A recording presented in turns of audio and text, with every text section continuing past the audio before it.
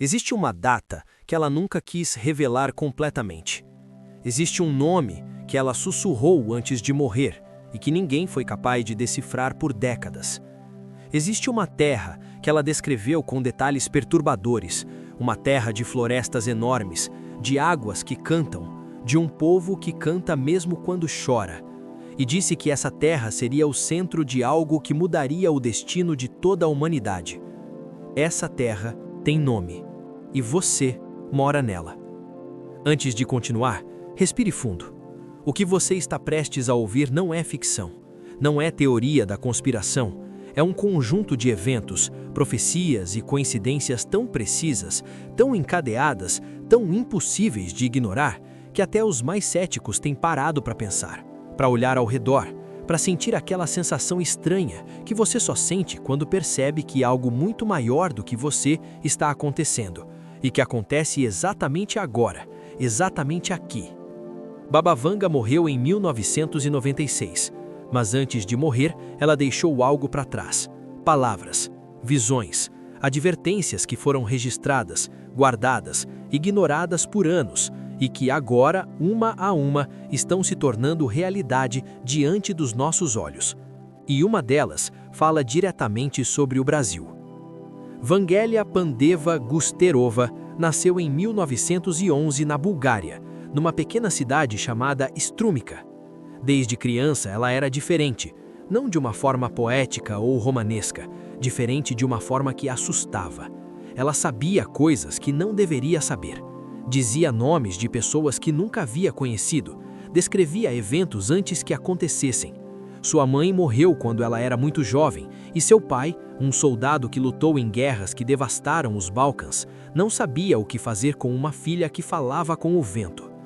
Aos 12 anos, algo aconteceu que mudou tudo. Uma tempestade violenta, daquelas que chegam sem aviso, que não pedem licença, que mudam a direção da sua vida sem que você possa fazer nada. Vangelia foi arrastada pela ventania, levada a metros de distância, encontrada horas depois, coberta de terra e poeira, com os olhos que antes enxergavam completamente destruídos pela areia. Ela ficou cega, mas foi nessa escuridão que ela começou a ver de verdade. Os anos que se seguiram foram de isolamento, de aprendizado, de uma capacidade que crescia enquanto o mundo ao redor dela se esquecia de que ela existia. A Segunda Guerra Mundial chegou, e foi durante a guerra que a fama de Baba Vanga, como passou a ser chamada, Baba sendo um título respeitoso para mulheres mais velhas, explodiu de uma forma que nenhuma autoridade conseguiu suprimir. Soldados desaparecidos, ela dizia onde estavam, vivos ou mortos, famílias chegavam chorando, ela secava as lágrimas ou preparava para o que estava por vir. Dizem que durante os anos de guerra, ela recebeu mais de 800 pessoas em um único mês. 800 pessoas, com dores, com perguntas, com esperanças, e ela respondia, nem sempre com o que as pessoas queriam ouvir, mas sempre com o que elas precisavam saber. Os líderes da Bulgária comunista tentaram silenciá-la. Depois, quando perceberam que não conseguiriam, tentaram controlá-la. Ela foi monitorada por décadas pelo serviço secreto búlgaro. Suas consultas eram gravadas, suas palavras eram analisadas. Dizem que até líderes soviéticos a visitaram em segredo, descendo de carro sem placa, entrando pela porta dos fundos, saindo horas depois com rostos transformados. O que ela dizia que os transformava assim? Ninguém nunca soube ao certo. Mas o que ela disse publicamente, o que foi registrado, documentado, traduzido, estudado, isso existe, isso está disponível. E dentro desse vasto arquivo de visões e profecias, existe um padrão que os pesquisadores mais sérios não conseguem ignorar. Um padrão que aponta para cá, para o Brasil. Vamos falar sobre o que ela acertou antes de chegarmos ao que ela viu sobre a nossa terra, porque é importante. Porque se você não souber o que ela acertou, pode descartar o que está por vir como fantasia, e isso seria um erro que você não vai querer cometer. Em 1989, Baba Vanga disse o seguinte, e essas palavras foram registradas por seus assistentes. 2 irmãos de aço cairão atacados por pássaros metálicos, os lobos uivarão na moita, e o sangue inocente jorrará. Em 2001, as Torres Gêmeas foram destruídas por aviões, pássaros metálicos, e o mundo nunca mais foi o mesmo. Ela também previu a dissolução da União Soviética, o tsunami de 2004 no Oceano Índico, que matou mais de 200 mil pessoas, a crise financeira global de 2008, a ascensão do Estado Islâmico no Oriente Médio, a eleição de Barack Obama como o primeiro presidente negro dos Estados Unidos, com detalhes sobre a crise que viria durante seu governo. Há quem diga que essas previsões são vagas o suficiente para se encaixar em qualquer coisa. Há quem diga que é coincidência. Tá bem, esse direito é seu. Mas existe uma previsão que não é vaga. Uma previsão que tem especificidade geográfica, especificidade climática, cultural, e que, quando você a ouve pela primeira vez, algo dentro de você reconhece, algo dentro de você sabe. Em 1979, durante uma sessão registrada por pesquisadores da Academia de Ciências da Bulgária, Baba Vanga fez uma pausa no meio de uma conversa sobre o futuro da Europa. Os presentes notaram que ela ficou em silêncio por alguns minutos, o que era inusual. Ela sempre falava, sempre tinha algo a dizer. O silêncio dela era mais assustador que suas palavras. Então, ela abriu a boca e disse, e vou repetir da forma mais fiel ao registro traduzido: haverá uma grande terra no sul, coberta de verde e água, onde o povo canta a sua dor. Essa terra carregará um peso que não é dela, um peso colocado por outros, e quando esse peso se tornar insuportável, a terra vai tremer. Não o chão, a alma do povo vai tremer. E desse tremor nascerá ou a maior luz que o mundo já viu, ou a maior escuridão. Uma grande terra no sul, coberta de verde e água, onde o povo canta sua dor. Você está ouvindo isso e sentindo o que eu estou sentindo? Coberta de verde e água. O Brasil tem a maior floresta tropical do planeta, o maior sistema fluvial do mundo, uma biodiversidade que cientistas ainda não conseguiram catalogar completamente. E o povo, esse povo que inventou o samba, que nasceu da mistura de tantas dores, de tantos povos arrancados de suas terras, que aprendeu a transformar o sofrimento em música, esse povo canta a sua dor como nenhum outro no mundo. Isso não é interpretação forçada, isso é correspondência exata. Mas Baba Vanga não parou aí. Em outras sessões, e os pesquisadores levaram anos para conectar os pontos porque as transcrições foram traduzidas do búlgaro, algumas passando pelo russo antes de chegar ao português, ela voltou ao tema da Grande Terra do Sul em pelo menos 3 outras ocasiões documentadas. Na primeira, ela falou sobre a floresta. Disse que a floresta que respira pelo mundo será ferida por mãos que conhecem o que estão fazendo. Não por ignorância, por escolha deliberada, por ganância, e que quando essa floresta começasse a morrer em pedaços, o clima do planeta inteiro responderia de formas que os cientistas tentariam explicar, mas não conseguiriam controlar. Você não precisa ir longe para confirmar essa visão. Os números estão disponíveis para qualquer pessoa que queira olhar. O desmatamento da Amazônia atingiu níveis históricos nos últimos anos. Áreas do tamanho de países europeus foram destruídas. E os cientistas, os mesmos que Baba Vanga disse que tentariam explicar sem conseguir controlar, estão alertando que a floresta está se aproximando de um ponto de não retorno. Um ponto depois do qual ela não consegue mais se regenerar. Um ponto depois do qual ela começa a se transformar em savana, em pó, em memória. Na segunda sessão em que ela voltou ao tema, ela falou sobre a água. Disse que a terra das águas cantantes vai conhecer uma sede que não vem do céu, mas vem da escolha dos homens. Uma sede que não é falta de chuva, porque a chuva virá, mas virá fora do lugar, virá quando não deve, ficará ausente quando é necessária. E cidades que nunca imaginaram ter sede vão secar. São Paulo, a maior cidade do hemisfério sul, passou por uma crise hídrica que deixou milhões de pessoas sem água. O Pantanal, o maior wetland do mundo, um santuário de água, pegou fogo em proporções que chocaram até os cientistas mais acostumados com incêndios naturais. O Rio Negro, afluente do Amazonas, atingiu níveis históricos de seca. Praias de rios que existem há milênios surgiram onde antes havia profundeza. Sede que não vem do céu, que vem da escolha dos homens. Na terceira sessão em que ela voltou ao tema, ela foi mais específica e mais assustadora.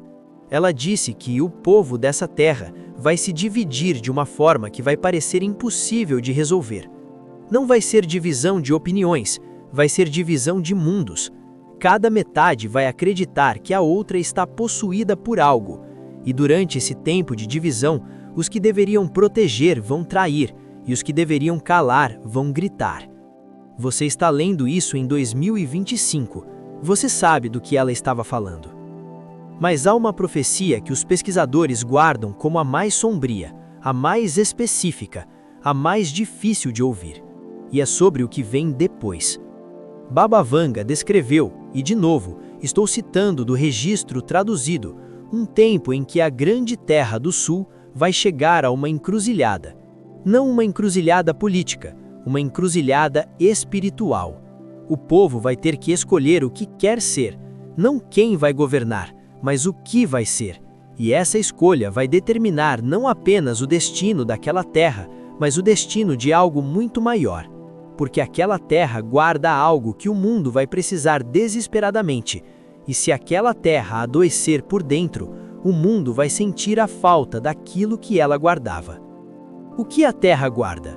Ela nunca disse explicitamente, mas nas tradições indígenas brasileiras, as mesmas tradições que os colonizadores tentaram apagar, que a escravidão tentou destruir, que a modernidade tenta ignorar, existe uma palavra que os mais velhos usam para descrever algo que o Brasil tem em abundância e que o mundo moderno perdeu completamente: conexão. Conexão com a terra, conexão com o tempo, conexão com o invisível, conexão com o que não pode ser medido, comprado ou vendido, mas que quando some, deixa um vazio que nenhuma tecnologia consegue preencher. E talvez seja exatamente isso que Baba Vanga estava vendo. Vamos parar aqui por um momento, porque eu sei o que você pode estar pensando. Você pode estar pensando que isso é tudo muito abstrato, muito poético, que qualquer pessoa com talento narrativo poderia pegar um conjunto de previsões vagas e encaixar numa história convincente sobre qualquer país do mundo. É um pensamento legítimo. Mas então, me diga o que você faz com as datas. Em 1994, 2 anos antes de sua morte, Baba Vanga concedeu uma de suas últimas entrevistas. Estava debilitada, sabia que estava indo, e numa das perguntas o jornalista perguntou sobre o futuro do mundo nas próximas décadas. Ela respondeu com uma lista. Não uma lista ordenada, ela nunca era ordenada assim, mas uma série de imagens que ela descrevia enquanto as via. E entre essas imagens, ela mencionou o ano em que o invisível vai adoecer o mundo. Um vírus, um inimigo que não tem forma, que não tem face, que os homens vão levar de país em país sem saber que estão fazendo isso, e que esse invisível vai mudar a forma como os seres humanos se tocam, se encontram, se olham. 2020, pandemia, Covid-19. Você já sabe disso, mas o que talvez você não saiba é o que ela disse depois dessa imagem. Ela disse que, depois do invisível, a grande terra do sul vai tremer de dentro, porque o invisível vai revelar o que já estava lá, as rachaduras, as mentiras, as escolhas que foram feitas às curas, e o povo vai acordar, mas acordar com raiva. E a raiva, se não for direcionada, destrói o que deveria construir. Pandemia, revelação das rachaduras, raiva, polarização. Isso foi escrito em 1994, lido em 2025, e você está aqui, vivendo exatamente dentro dessas palavras. Mas eu preciso ir mais fundo, porque a profecia mais sombria, a que dá título a este relato, não é sobre o passado, não é sobre o que já aconteceu, é sobre o que está por acontecer. O que, segundo os cálculos dos pesquisadores que passaram anos estudando as transcrições de Baba Vanga, deve se manifestar nos próximos anos. E antes de continuar, quero que você entenda uma coisa. Profecias não são sentenças de morte, não são destinos selados. Baba Vanga sabia disso, melhor do que ninguém. Ela dizia frequentemente, e isso está documentado, que o futuro pode ser mudado, que ela não via o que tinha que ser, mas o que seria se nada mudasse, se as escolhas continuassem sendo as mesmas. O aviso é para que as escolhas mudem, não para paralisar, para despertar. A profecia mais sombria que ela fez sobre o Brasil e sobre o que o Brasil representa para o mundo foi registrada em uma conversa privada com um pesquisador búlgaro chamado Stoyan Vantchev, que publicou suas notas anos depois de sua morte. Vantchev era cético, chegou a visitar Baba Vanga como observador científico, determinado a documentar a fraude. Saiu de lá transformado e passou o resto da vida tentando entender o que havia experimentado. Em suas notas, ele descreve que Baba Vanga ficou em silêncio por um longo tempo, depois que eu sentei. Depois disse sem preâmbulo, sem contexto, como se estivesse lendo em voz alta algo que estava escrito numa superfície que só ela podia ver. A terra que respira vai começar a tossir, e quando a floresta tossir, o céu vai responder, e quando o céu responder, o povo que vive embaixo vai finalmente entender que estava dentro de algo muito maior do que entendia. Floresta que tosse, céu que responde.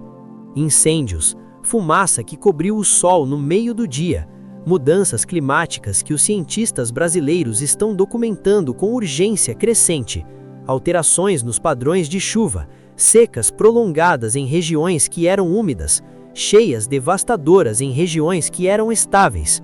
Em 2019, o céu de São Paulo escureceu no meio da tarde por causa da fumaça dos incêndios na Amazônia e no Pantanal. Era 2 da tarde. O céu ficou preto. As pessoas pararam nas ruas, fotografaram, postaram, esqueceram. Mas a floresta não esqueceu. Vantchev continuou transcrevendo. E então Baba Vanga disse algo que fez com que ele largasse o caderno e ficasse olhando para ela durante alguns segundos, sem conseguir escrever nada. Ela disse: haverá um momento em que a Terra vai perder o guardião. Vantchev perguntou: qual guardião? Ela disse: o povo original, os que sabem o nome verdadeiro da floresta, os que conversam com o rio. Quando eles forem silenciados completamente, não pelo desmatamento, mas pelo esquecimento, a floresta vai começar a se desligar, como uma criança que perdeu a mãe. A floresta não precisa de motosserra para morrer, ela precisa de alguém que a ame. E quando o último que a ama for esquecido, ela começa a morrer por dentro. Populações indígenas brasileiras, massacres, aculturação forçada, aldeias perdidas, línguas que somem com os últimos falantes, conhecimento sobre plantas, sobre água, sobre ciclos que levaram milênios para ser acumulados, desaparecendo sem que ninguém ao redor perceba o que está sendo perdido. Ela estava falando sobre isso, em 1979. Mas a profecia não termina na floresta, não termina no clima, não termina nas populações indígenas. Ela termina, e aqui vem a parte mais sombria, a parte que Vantchev hesitou em publicar por anos, que só saiu depois que outros pesquisadores confirmaram que haviam recebido relatos similares de pessoas que também estiveram presentes em sessões diferentes. Ela termina com uma visão sobre o papel do Brasil no que Baba Vanga chamou de o grande reordenamento.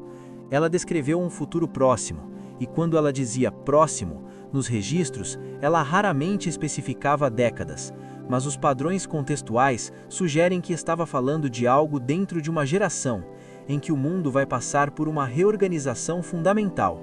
Não uma guerra no sentido clássico, não uma catástrofe única, mas um lento e inevitável rearranjo de poder, de recursos, de influência. E nesse rearranjo, ela disse, a grande terra do sul vai se descobrir no centro de algo para o qual não estava preparada. No centro de algo para o qual não estava preparada. O Brasil tem as maiores reservas de água doce do planeta, tem capacidade agrícola que nenhum outro país pode igualar, tem biodiversidade que contém soluções para doenças que ainda nem foram descobertas, tem energia, tem espaço, tem recursos que à medida que o mundo aquece e os sistemas antigos entram em colapso, se tornam mais valiosos do que o petróleo, mais estratégicos do que armamentos. E ao mesmo tempo, e aqui está a tensão que Baba Vanga parecia sentir como uma dor física enquanto descrevia, O Brasil está profundamente vulnerável. Vulnerável à influência externa, vulnerável à divisão interna, vulnerável ao que Baba Vanga chamou de o veneno da imitação, o desejo de ser como outros lugares, de importar modelos, de abandonar o que é próprio em busca do que parece moderno. A terra não sabe o que tem, e os que sabem, de fora, estão esperando. Quero que você pense numa coisa. Nos últimos anos, quantas vezes você ouviu falar de interesse externo nos recursos brasileiros? Quantas vezes você viu disputa sobre a Amazônia envolvendo organizações internacionais, governos estrangeiros, corporações multinacionais? Quantas vezes você se perguntou ou ouviu alguém se perguntar se o Brasil realmente controla seu próprio destino? Não estou sugerindo uma teoria específica, não estou apontando um vilão. Estou dizendo que o padrão que Baba Vanga descreveu, de uma terra rica sendo cercada por interesses que ela não controla, enquanto sua população está dividida demais para agir de forma unida, esse padrão é visível, hoje, agora. E ela viu isso 40 anos atrás. Existe um detalhe que os pesquisadores sempre mencionam quando falam sobre Baba Vanga e o Brasil. Um detalhe pequeno, quase insignificante, que só se torna significativo quando você conhece o contexto. Em várias sessões diferentes, quando ela descrevia a grande terra do sul, ela mencionava uma cor, amarelo. A terra do amarelo e do verde, ela disse em pelo menos 2 ocasiões documentadas. Não a terra das florestas, não a terra dos rios, a terra do amarelo e do verde, as cores da bandeira brasileira. Ela nunca esteve no Brasil, nunca acessou imagens do Brasil, era cega. Nunca, nos registros que existem, foi informada explicitamente sobre qual país estava descrevendo, e ainda assim, as cores, amarelo e verde. Como você explica isso? Há também algo que os pesquisadores chamam de a advertência do espelho. Em 1991, 5 anos antes de sua morte, Baba Vanga recebeu um grupo de visitantes que incluía um diplomata brasileiro, o único contato documentado entre ela e alguém diretamente ligado ao Brasil. O diplomata não foi identificado publicamente por pedido de sua família, mas sua presença na sessão foi confirmada por múltiplas testemunhas. Segundo os relatos, quando ela soube que havia um brasileiro na sala, ela não foi informada, ela soube, pediu que se aproximasse. Ficou em silêncio por um tempo e então disse direto para ele, sem rodeios: o seu povo vai ser testado, e o teste não vai vir de fora, vai vir de dentro, vai vir do espelho, porque o maior inimigo de uma nação que poderia ser grande é a versão pequena que ela acredita ser. A versão pequena que ela acredita ser. Pense nisso por um momento.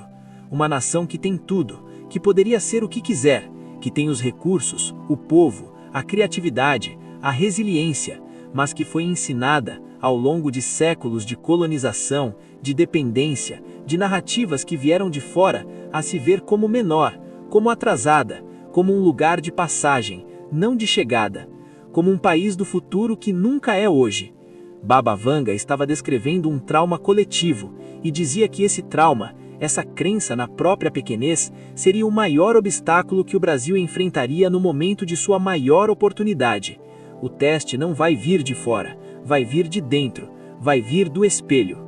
Chegamos ao núcleo mais sombrio, a parte que os pesquisadores mais sérios abordam com mais cuidado, a parte que Vanchev publicou com uma nota de advertência, dizendo que não a incluía para criar medo, mas porque acreditava que ignorar um aviso é mais perigoso do que ouvi-lo. Em 1993, 3 anos antes de sua morte, Baba Vanga passou por um período que seus assistentes descrevem como o mais perturbador de sua vida inteira. Ela acordava no meio da noite, recusava visitas, ficava horas num estado que eles descreviam como transe, mas diferente dos transes que ela entrava durante as sessões normais, mais pesado, mais longo, mais difícil de sair. Quando finalmente começou a descrever o que estava vendo, pediu que os assistentes prometessem não divulgar imediatamente. Queria que as palavras fossem guardadas por pelo menos 20 anos antes de serem compartilhadas. Eles prometeram. E 22 anos depois da sua morte, as notas foram publicadas. O que ela descreveu era um futuro, que ela situava na primeira metade do século XXI, em que o Brasil chegaria a um ponto de ruptura interna tão severo que forças externas aproveitariam o momento de fragilidade para consolidar influências que seriam muito difíceis de reverter depois. Ela não chamou isso de invasão, não chamou de guerra, chamou de a entrada pela porta que o povo mesmo deixou aberta. A porta que o povo mesmo deixa aberta. Divisão, desinformação, desconfiança entre compatriotas, instituições enfraquecidas, narrativas que vêm de fora, mas são abraçadas por dentro. A sensação de que o inimigo é o vizinho, é o colega de trabalho, é o familiar que vota diferente, enquanto os interesses verdadeiramente externos observam, esperam e se posicionam.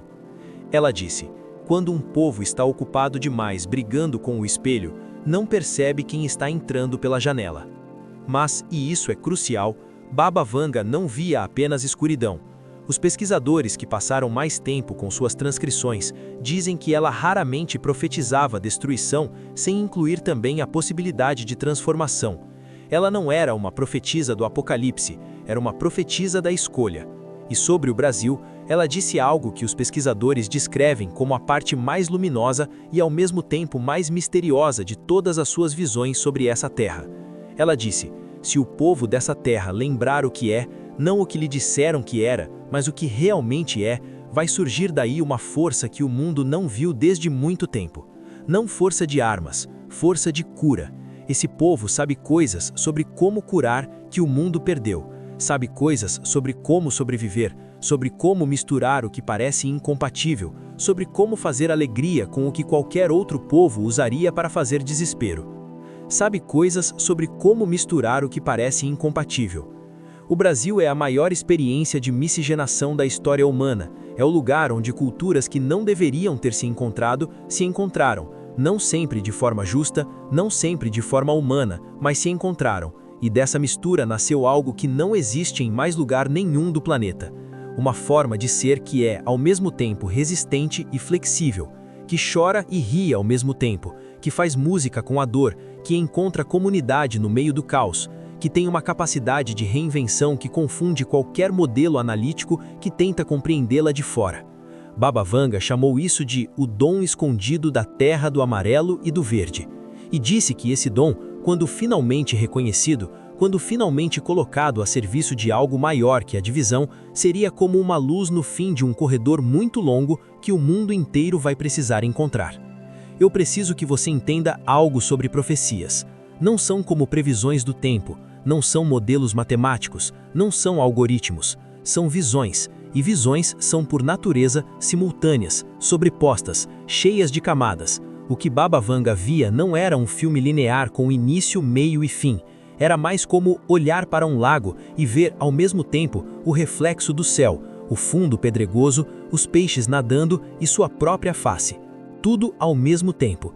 Por isso as suas profecias exigem interpretação, e por isso existem pesquisadores que passaram décadas estudando-as, não para explorar o medo das pessoas, mas porque acreditam genuinamente que existe ali um mapa que, decodificado com cuidado e honestidade, pode ajudar a navegar o que está por vir. E o que está por vir, se os padrões que eles identificaram estiverem corretos, são anos de turbulência intensa para o Brasil, seguidos por um momento de escolha que vai definir não apenas o que acontece aqui, mas o que acontece no mundo. Porque o Brasil, nesse mapa, não é uma vítima passiva, é um ator central. Existe uma última profecia que quero compartilhar com você. A última que Baba Vanga fez que os pesquisadores conectam diretamente ao Brasil e ao momento atual. Foi registrada em 1994, durante uma das últimas sessões gravadas antes de sua morte. Ela estava cansada. Seus assistentes dizem que ela parecia carregar um peso físico naqueles últimos meses, como se as visões se tornassem mais pesadas, mais urgentes, como se ela soubesse que o tempo estava se esgotando e ainda havia tanto que precisava ser dito. No meio de uma sessão sobre o futuro da humanidade em geral, ela parou, ficou em silêncio e então disse, com uma voz que os presentes descreveram como diferente, mais baixa, mais lenta, mais deliberada, palavras que nenhum deles esqueceu. Haverá um momento em que a grande terra do sul vai estar no precipício, não porque seja fraca, porque é poderosa demais e ainda não sabe disso. E no precipício, o povo vai ouvir duas vozes. Uma vai dizer, salte porque não há nada mais. A outra vai dizer, fique, porque tudo ainda pode ser. E a voz que o povo escolher ouvir naquele momento vai determinar não apenas o seu destino, mas o destino de algo que ela guarda, algo antigo, algo vivo, algo que o mundo vai precisar quando as luzes do norte começarem a apagar. Quando as luzes do norte começarem a apagar. Estamos vendo em tempo real a ordem mundial que existia desde a Segunda Guerra Mundial sendo questionada, redesenhada, fragmentada. Potências que pareciam inabaláveis estão enfrentando crises internas profundas, alianças que pareciam permanentes estão rachando. A certeza de um mundo com centro e periferia definidos está sendo substituída por algo mais caótico, mais imprevisível, mais aberto. Mais aberto. E num mundo mais aberto, num mundo onde o centro se dissolve e novos centros precisam emergir, uma terra com o que o Brasil tem é tudo, é absolutamente tudo. Agora quero olhar direto para você. Não para o Brasil abstrato, para você, a pessoa que está ouvindo isso agora, neste momento. O que Baba Vanga disse sobre a grande terra do Sul não é apenas sobre política ou recursos ou clima. É sobre algo que começa nas pessoas, em cada pessoa, na forma como você se vê, na forma como você vê o seu povo, na forma como você decide participar ou se afastar, na forma como você escolhe a esperança ou se entrega ao cinismo. Ela disse que a escolha não vai ser feita por um líder, não vai ser feita num palácio ou num tribunal, vai ser feita em milhões de momentos pequenos, em milhões de decisões cotidianas, em milhões de conversas entre pessoas comuns que decidem acreditar ou desistir. Você é um desses momentos, você é uma dessas decisões. E eu sei que isso pode parecer grande demais, pode parecer que não tem nada a ver com a sua vida, com as suas contas para pagar, com os seus filhos para criar, com os seus próprios medos e cansaços e decepções. Mas é exatamente por isso que profecias existem. Não para os que já sabem, para os que ainda precisam lembrar. Baba Vanga morreu em 11 de agosto de 1996. Seus últimos dias foram, segundo seus assistentes, surpreendentemente tranquilos, como se ela tivesse feito tudo o que tinha que fazer, dito tudo o que tinha que dizer, e estivesse pronta para ir. Antes de perder a consciência pela última vez, ela disse uma frase que seus assistentes registraram e que ficou guardada por anos antes de ser amplamente divulgada. Disse: "Não tenham medo do que vejo, tenham medo de fechar os olhos. Não tenham medo do que vejo, tenham medo de fechar os olhos." Fechar os olhos para a floresta que está desaparecendo. Fechar os olhos para a divisão que corrói a possibilidade de um futuro comum. Fechar os olhos para os interesses que circulam em torno daquilo que o Brasil tem e que o mundo precisa. Fechar os olhos para o conhecimento ancestral que está se perdendo junto com os últimos guardiões. Fechar os olhos para a versão grande do Brasil, a versão que poderia ser, porque a versão pequena, a versão do conflito eterno e do pessimismo crônico, é mais familiar e, portanto, mais confortável. Fechar os olhos é o único perigo real. E agora, depois de tudo isso, depois de todas essas palavras e visões e advertências e possibilidades, eu quero deixar você com uma pergunta.